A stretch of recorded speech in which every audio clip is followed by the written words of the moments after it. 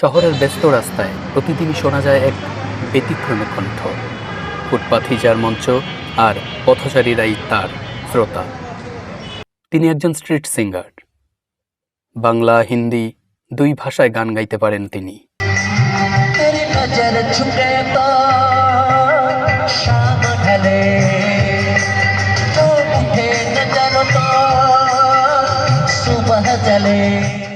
পুরুষ ও নারী উভয় কণ্ঠে গান পরিবেশন তার বিশেষ দক্ষতা।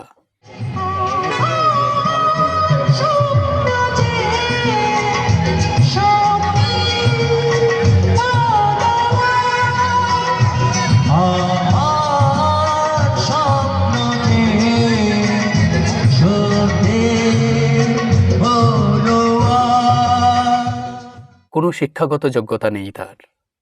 ডান হাত ভেঙে যাওয়ায়, অন্য কোনো কাজ করতে না পারায় জীবিকার তাগিদে বেছে নেন এই পেশা। আমার এই ডান হাতটা ভাঙা, যার কারণে আমি রিক্সা ভ্যান চালাতে পারি না, তাই এই পথটা বেছে নিয়েছি।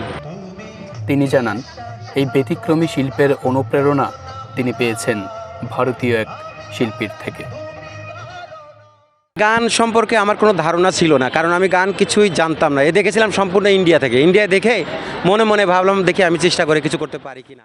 প্রতিদিন রাস্তায় দাঁড়িয়ে তিনি গেয়ে যান প্রায় 30 থেকে 40টি গান।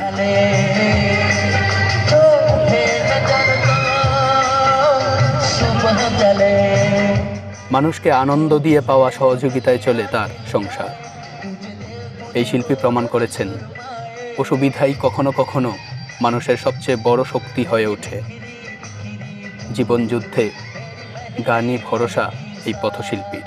আমার গান দেখতে চান বা গান কারো ভালো লাগে, তাহলে আপনার এই ইউটিউবে সার্চ দেবেন বা ফেসবুকে সার্চ দেবেন, আর এইটা আপনার সবাই একটু শেয়ার করবেন, তাহলে দেশের মানুষ হয়তো আমাকে চিনবে বা যে ছেলেটা এইভাবে গান গেয়ে বেড়ায় উপকৃত হব। সবাইকে ধন্যবাদ।